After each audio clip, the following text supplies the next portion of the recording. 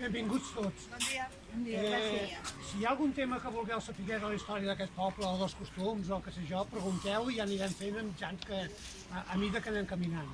Jo de moment us voldria fer una introducció perquè veig que a l'institut no heu estudiat, si més no, la composició de com es va formar aquest poble. Aleshores, ara estem en una de les colònies.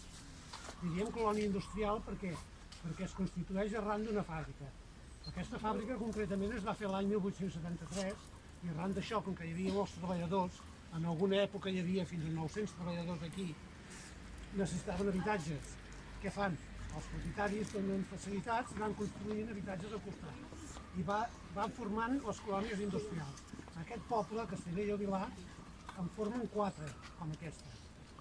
Són 4 grans indústries, 4 grans nuclis urbans, que si us hi fixeu, cada un està allunyat de l'altre més o menys 1 quilòmetre. Per què? Perquè necessiten recollida d'aigua, uns recs per entrar l'aigua cap a la fàbrica per donar la força.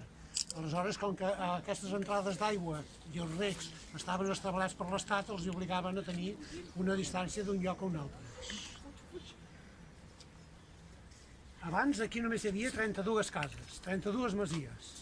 Les que, si ens anem cap a Sant Cristòfol o cap a la banda de Vacarisses o cap a Monistrol, les aniríem trobant totes una per una.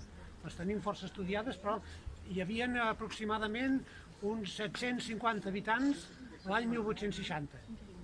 I dic l'any 1860 perquè és la primera fàbrica que es fa és la de la Bauma. I és l'any que comença a funcionar. Arran d'aquella comença a establir-se el nucli de la Bauma, comença a arribar molta gent i al cap de 10 anys ja es construeixen les altres 3 fàbriques.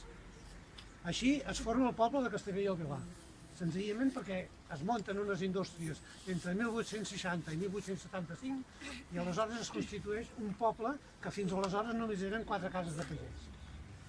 Aquest seria l'origen d'aquest poble.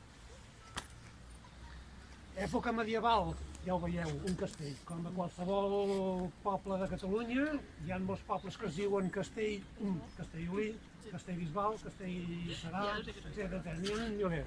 En aquest cas se li va donar el nom de Castellbell perquè el que se li va ocórrer construir aquest castell era un senyor que es deia Vell. No perquè fos maco, sinó perquè es deia així. Molt bé.